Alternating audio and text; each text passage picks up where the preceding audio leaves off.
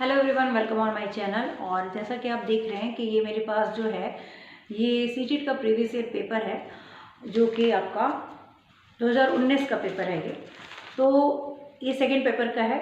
और आज की इस वीडियो में हम लोग जो बात करने वाले हैं वो है कि सीटेट में जैसे कि आपका हिंदी लैंग्वेज में आपने लिया हो, चाहे इंग्लिश लिया हो, चाहे संस्कृत लिया हो, तो दोनों लैंग्वेज को आप बहुत ही आसानी से दोनों के जो 15 नंबर पैसेज के होते हैं उनको आप किस तरीके से कम समय में और सही से सही क्वेश्चंस किस तरीके से आप पैसेज को सॉल्व कर सकते हैं, और इसमें पूरे नंबर लाने का क्या तरीका है, किस तरीके से आपको पढ़ाई करनी है, इसको करेंगे। और साथ साथ सीटेट को पास करने के लिए कौन सी ऐसे ट्रिक है उसके बारे में हम इस वीडियो में बात करने वाले हैं।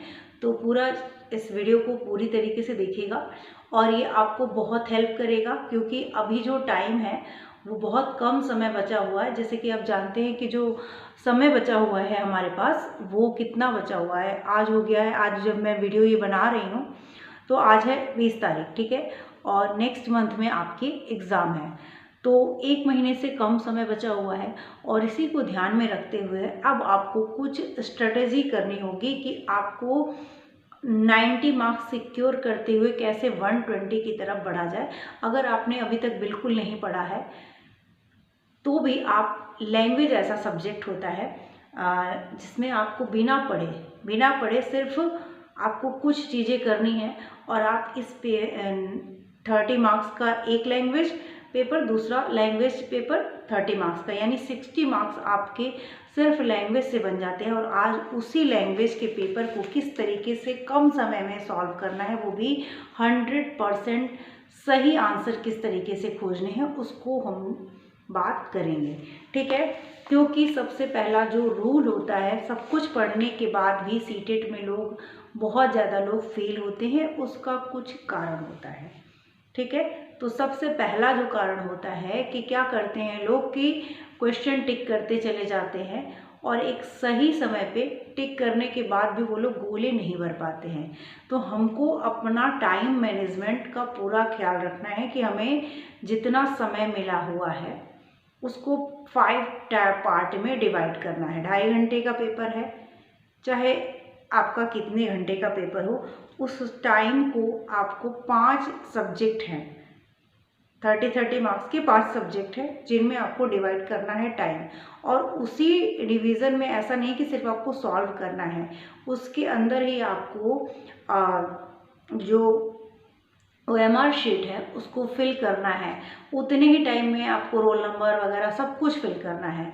तो ये इन सब चीज़ों के लिए आपको टाइम मैनेजमेंट करना होगा।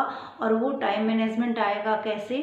प्रीवियस ईयर को सॉल्व करके, या प्रैक्टिस पेपर को आप जितना ज़्यादा सॉल्व करेंगे उतना ज़्यादा आप क्या कर पाएंगे, टाइम मैनेजमेंट यानी टाइम को की एक प्रैक्टिस कर पाएंगे, ठीक है। और वो इस मंथ से, क्योंकि 1 महीने का समय सिर्फ 1 महीने से कम का समय बाकी है, तो वो अब आपका स्टार्ट हो जाना चाहिए, ठीक है। क्योंकि जैसे ही अगर आपको उस तरीके के क्वेश्चंस की हैबिट नहीं रहेगी, जैसे जिस तरीके के क्वेश्चंस पूछे गए हैं, तो आप सिर्फ थियरी पढ़ रहे हैं और आपको इस तरीके के क्वेश्चन की प्रैक्टिस नहीं रहेगी, तो आप वहाँ पे पेपर आपका छूटेगा, ये कंफर्म है। ये बहुत लोगों के साथ हुआ है और इसी वजह से लोग जो सोच के जाते हैं उतने मार्क्स नहीं आ पाते हैं। कुछ लोग तो 90 तक भी नहीं पहुंच पाते हैं, जो कि एक क्वालिफाइंग पेपर है। तो आपको बहुत ज़्यादा लाएं या ना लाएं उससे ज़्यादा फ़र्क नहीं पड़ेगा, लेकिन आपको 90 तो लाना ही है। उससे ज़्यादा लाएंगे तो फ़र्क नहीं पड़ेगा, लेकिन 90 से कम लाएंगे तो आपको फ़र्क पड़ेगा। और जिन लोगों का ओबीसी है उनको उनकी जो 82 है उससे, लेकिन आपको क्वालिफाई करना है। तो वो कैसे करेंगे? यहाँ लैंग्वेज की 60 पेपर की आज हम लोग बात करने वाले हैं।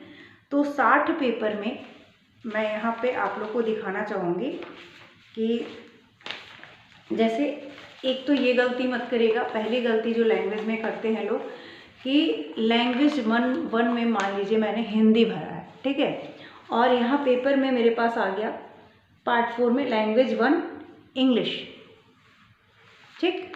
तो हमने 2 लैंग्वेज भरा था, एक हिंदी और एक इंग्लिश। तो लैंग्वेज 1 इंग्लिश आ गया है, और मैं इसी पार्ट को करना शुरू कर दूँ, जबकि मैंने लैंग्वेज 2 में इंग्लिश को लिखा है।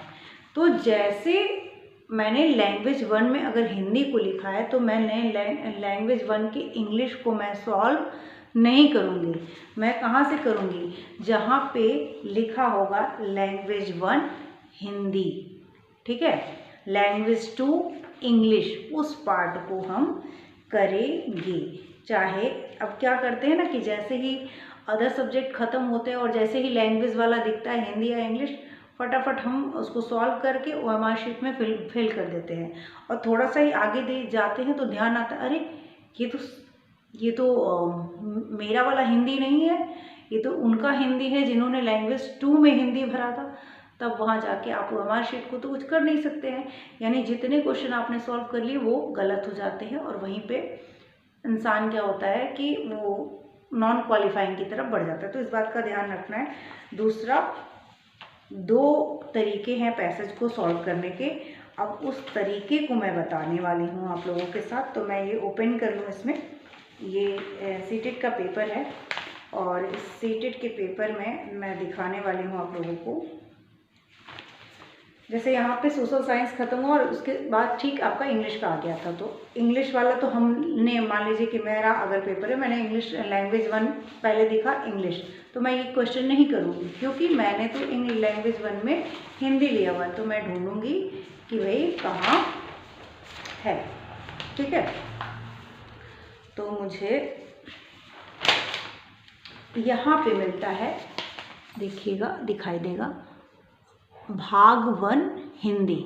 आई होप कि दिख रहा होगा, भाग 1 हिंदी। वहाँ पे लिखा था भाग 1 इंग्लिश, तो मैंने उसको नहीं किया क्योंकि मैंने क्या लिया था, भाग 1 हिंदी। तो मैं इस पेपर को सॉल्व करूँगी। अब इस पेपर में सबसे पहले क्या दिया हुआ है, गद्यांश। और गद्यांश से 91 से 99 तक यानी 9 क्वेश्चन यहाँ पूछे गए हैं। और उसके बाद से यहीं पे पद्यांश दिया हुआ है जिसमें कि 100 से 105 यानी 6। तो टोटल आपके 15 क्वेश्चन जो हैं वो गद्यांश और पद्यांश से हैं। तो 15 नंबर इसके लैंग्वेज 1 के और 15 नंबर लैंग्वेज 2 के, वो हमारे सिक्योर आराम से हो जाएंगे। इसके लिए सिर्फ आपको करना है कि जो प्रीवियस ईयर में पूछे गए हैं गद्यांश और पद्यांश, उनको सॉल्व करने की कोशिश करनी है, क्योंकि वैसे ही प्रश्न आपको देखने को मिलेंगे और कम समय में। जितना जल्दी पैराग्राफ कभी कभी लंबा आ जाता है और पैराग्राफ कभी कभी छोटा भी आ जाता है। तो पैराग्राफ को सॉल्व करने की पढ़ के समझ के प्रैक्टिस करनी होगी। 2 तरीके हैं इस गद्यांश और पद्यांश को सॉल्व करने की। पहला, जिसका जो कम समय में जो हो जाए। तो देखिए, अगर मुझे करना हो तो मैं एक रीडिंग इसकी कर लेती हूँ, ठीक है।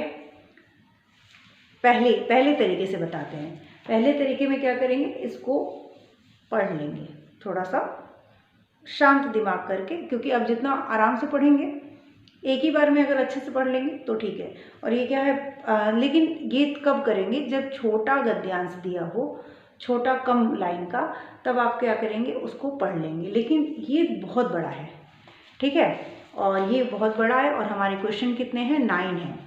तो और इसमें भी गद्यांश पद्यांश में 1-2 क्वेश्चन तो ऐसे होते हैं जिनको आप गद्यांश ना पढ़े तो भी सॉल्व कर लेंगे, जो कि ग्रामर से होते हैं, व्याकरण से होते हैं, ठीक है। और इसके लिए पहली बात एक चीज़ और है कि व्याकरण पढ़ने की सीटेट में कोई भी ज़रूरत नहीं है। हिंदी व्याकरण हो या अंग्रेजी व्याकरण हो, उस पर आप लोग टाइम मत दीजिएगा, सिर्फ इनकी प्रैक्टिस करनी है आपको। तो यहाँ पे ये बहुत बड़ा है, तो मैं क्या करूँगी, प्रश्न पढ़ूंगी। वातावरण का विग्रह और समास होगा। वात का आवरण तत्पुरुष जो भी है, तो यहाँ पे वातावरण का विग्रह और समास अब इस गद्यांश में तो नहीं दिया हुआ है, क्योंकि ये तो व्याकरण का क्वेश्चन है। तो पहला क्वेश्चन तो आपका इस गद्यांश से है ही नहीं, तो ये आपको ऐसे ही सॉल्व करेंगे। मैं सिर्फ तरीका बता रही हूँ। श्वास और ऑक्सीजन शब्द हैं, तद्भव शब्द देशत आगत तत्सव, ये भी इस गद्यांश में नहीं दिया हुआ है। तो 2 क्वेश्चन तो ऐसे ही निकल गए, ठीक है। लंबे समय तक पद व्याकरण की दृष्टि से क्या है, सर्वनाम, विशेषण, क्रिया विशेषण या संज्ञा। ये भी आपका व्याकरण ही है, ये भी गद्यांश से नहीं संबंधित है, ठीक है। अब गद्यांश का मुख्य विषय क्या है? अब यहाँ पे हमको गद्यांश को पढ़ना पड़ेगा। हम श्वास द्वारा ऑक्सीजन ग्रहण, पौधों और प्राणियों का जीवन, वसंत और ग्रीष्म ऋतु में वनस्पतियाँ, ऑक्सीजन और कार्बन डाइऑक्साइड का बैलेंस। तो हम श्वास द्वारा ऑक्सीजन ग्रहण करते हैं, 2 ही लाइन पढ़ेंगे समझ में आ जाएगा। हम श्वास द्वारा ऑक्सीजन ग्रहण करते हैं और कार्बन डाइऑक्साइड छोड़ते हैं, ठीक है। ऐसा ही अधिकतर जानवरों, चिड़ियों, रेंगने वाले जंतुओं, कीड़े मकोड़ों के द्वारा भी किया जाता है। दूसरी ओर सभी प्रकार की वनस्पति कार्बन डाइऑक्साइड ग्रहण करती है। मतलब ओवरऑल क्या है, ये उनका एक तरीके से बैलेंसिंग की बात की गई है, संतुलन की। तो 4th वाला ऑप्शन की तरफ चले जाएंगे, समझ में आ जाएगा। पूरा पढ़ने की जरूरत नहीं है, पूरा पढ़ने से फायदा घाटा क्या होगा पता है? ये पूरा पढ़ें और जैसे ही प्रश्न पढ़ेंगे ना, उसको ढूंढेंगे कि कहाँ लिखा हुआ था, तो फिर से पढ़ेंगे और उसमें थोड़ा समय ज़्यादा जाता है। तो गद्यांश का अगर पैराग्राफ छोटा है तो पहले गद्यांश के पैराग्राफ को पढ़िए, फिर क्वेश्चन को सॉल्व करिए। कहीं भूलेगा भी तो फिर से, गद्यांश का छोटा है तो पढ़ लेंगे फिर से, लेकिन गद्यांश बहुत बड़ा है तो कोशिश करिए कि डायरेक्ट क्वेश्चन की तरफ जाए। जैसे कि मैंने अगर किया तो यहाँ पे 2-3 क्वेश्चन जो है वो व्याकरण के निकल गए, जिसके लिए गद्यांश की कोई ज़रूरत ही नहीं थी, ठीक है। आगे भी देखते हैं विनिमय का अर्थ। अब विनिमय आता ही होगा, तो विनिमय मतलब लेन देन करना होता है। आराम से हम इसको भी बिना देखे लगा सकते हैं। हम सांस के साथ ऑक्सीजन लेते हैं और कार्बन डाइऑक्साइड छोड़ते हैं, या कार्बन डाइऑक्साइड लेते हैं और सांस छोड़ते हैं। इसके लिए आप चाहें तो पढ़ भी सकते हैं और ऐसे भी लोगों को पता होता है। तो मान लीजिए ये तो चीज़ें जानकारी, साइंस की कुछ चीज़ें हैं जो हमको जनरली पता होते हैं, और ऐसे ही चीज़ें पूछी भी जाती हैं जो लगभग पता ही होती हैं। तो ये क्वेश्चन गद्यांश से हो गया। ऑक्सीजन द्वारा ग्रहण करने के लिए अधिकांश जीवधारियों का स्वभाव कैसा है? तो इसके लिए आपको अब लग रहा है कि 2-3 क्वेश्चन के लिए हमको याद भी रहेगा, तो मैं फटाफट से यहाँ पे पढ़ लूँगी इस गद्यांश को, और इस तरीके से आपको प्रैक्टिस करनी है, ठीक है। तो 2 तरीका बताया। अब देखिए, अब इसी में इस तरीके से प्रश्न सॉल्व कर लिए। अब देखिए जो काव्यांश दिया गया है वो इतना ही छोटा है। वह आता है 2 टूक कलेजे के करता, पछताता पथ पर आता, पेट पीठ दोनों मिलकर हैं एक, चल रहा लकुटिया टेक, मुट्ठी भर दाने को भूख मिटाने को, मुंह फटी पुरानी झोली को फैलाता, 2 टूक कलेजे के करता, पछताता पथ पर आता। बहुत छोटा है, इसलिए पहले काव्यांश को हम क्या करेंगे, पढ़ लेंगे। उस पढ़ने के बाद अब हम इसको क्वेश्चंस को पढ़ेंगे और करना शुरू करेंगे।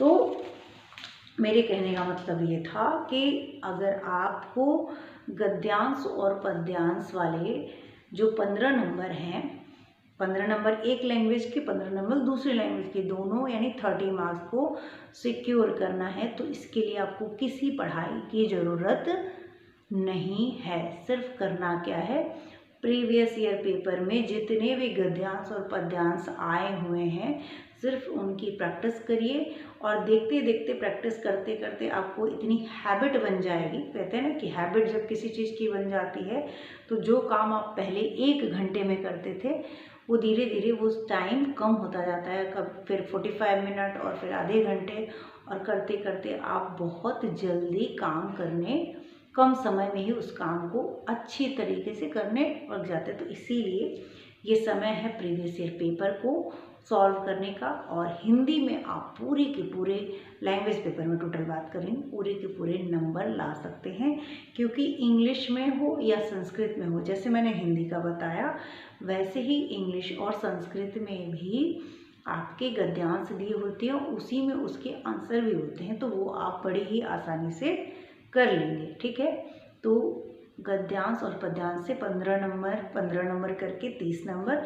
दूसरा पढ़ा लैंग्वेज की जो पेडागॉजी होती है, और जो क्या बोलते हैं दूसरे लैंग्वेज की पेडागॉजी है, पेडागॉजी की भी सिर्फ आपको प्रैक्टिस करनी है।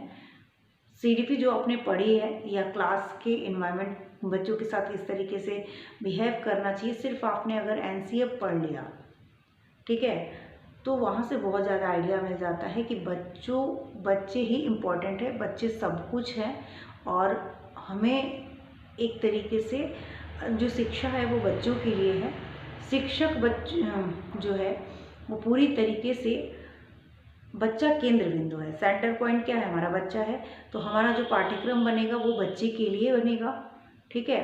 बच्चे के लिए पाठ्यक्रम को लचीला होता है, मतलब इसको चेंज किया जा सकता है। पाठ्यक्रम बच्चे के लिए बना हुआ है, बच्चा पाठ्यक्रम के लिए नहीं बना है, ये कह सकते हैं, ठीक है। तो सेंटर क्या है? हमारा बच्चा है, उसी को ध्यान में रख के हर काम को करना है। डराना नहीं है, धमकाना नहीं है, रटने के लिए नहीं कहना, समझाना है, एक्टिविटी करा के उसको सिखाना। ये सारी चीज़ें जब आप बात ध्यान में रखेंगे तो आपके पीडागोजी के क्वेश्चन ऑटोमेटिकली सही होते जाएंगे और आप क्वालिफाइंग की तरफ बढ़ते जाएंगे, ठीक है। आई होप आपको ये बातें समझ में आई होंगी और चीज़ें क्लियर हो रही होंगी कि हमको 60 नंबर जो है आपके वो लैंग्वेज पेपर से किस तरीके से आप सिक्योर कर सकते हैं। तो आज तो मैंने 60 नंबर की बात की कि 60 नंबर किस तरीके से आपके आ सकते हैं। आगे हम बात करेंगे कि अभी कम समय में जब आपने बिल्कुल तैयारी नहीं की और अगर बार बार आपके फेल हो रहे हैं आप सीटेट में, तो उनके लिए ऐसी कौन सी ट्रिक है जो कम समय में, यानी आप समझिए तो 15 दिन में भी आप आराम से कर सकते हैं। अभी तो 25 दिन बचे हुए हैं, आप 15 दिन में भी तैयारी कर सकते हैं। वो किस तरीके से? जैसे 60 मिनट नंबर मैंने इधर निकाल दिया तो बचे कितने? 30 नंबर ही तो बचे हैं। तो ओवरऑल किस तरीके से आपको तैयारी करनी है 120 से 140 नंबर तक के लिए, वो मैं आपको नेक्स्ट वीडियो में बताऊंगी। तब तक के लिए बने रहिएगा। जल्दी ही मिलते हैं दूसरी वीडियो में, जिसमें कि मैं आपको बहुत अच्छा तरीका बताने वाली हूँ। कुछ ऐसी चीज़ें बताऊंगी जिसकी वजह से बच्चे फेल होते हैं, वो गलतियाँ आपको नहीं करनी है, ठीक है। मिलते हैं नेक्स्ट वीडियो में, तब तक के लिए थैंक यू। वीडियो अच्छी लगी तो चैनल को लाइक, सब्सक्राइब, शेयर जरूर करिएगा। Thank you.